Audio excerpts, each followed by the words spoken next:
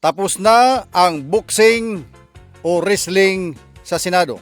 Tinuldukan yan kahapon sa pamamagitan ng isinagawang special session ayon sa utos ni Pangulo Bongbong Marcos. At dahil dyan, sa ginawang special session, nagkaroon ng quorum. Pero linawin natin, walang dumating ni isa man sa mga senador na mula sa hanay ni Senator Alan Peter Cayetano. Maliban kay Senator Joel Villanueva na mag-isang dumating sa sesyon at sumali doon sa hanay nila Senator Win Gatchalian, yung 12 na mga senador, majority. Naging 13 sila.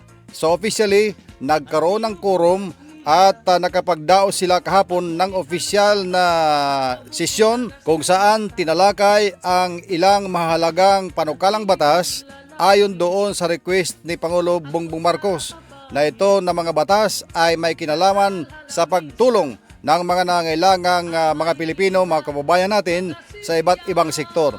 Kasama na roon ang pagpapalabas ng isang resolution ng naghihikayat ng gobyerno na paigtingin at palakasin at madaliin ang response sa ating mga kababayan doon sa Mindanao na tinamaan nung nakaraang linggo ng magnitude 7.8 na lindol.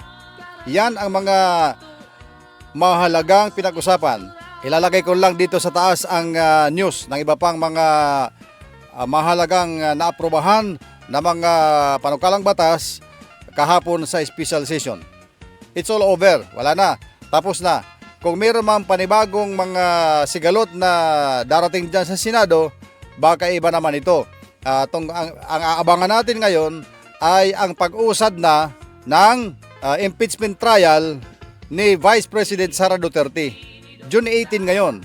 Ngayong araw gaganapin ang pre-trial conference ng Senado para sa impeachment trial laban kay Vice President Sara Duterte. At pagkatapos dyan, kasama dyan sa pag-uusapan sa pre-trial conference ngayong araw ay ang mga schedule ng mga trial dates para sa proper trial ng impeachment laban kay Vice President Sara Duterte.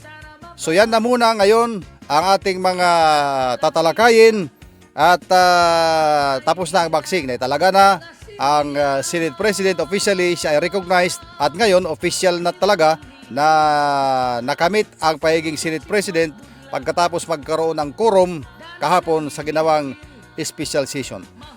Yan na muna sa ngayon. Pero meron tayong ilalabas na mga balita ukol naman ito sa mga warrant of arrest na posibleng maglabasan. Tutok lang.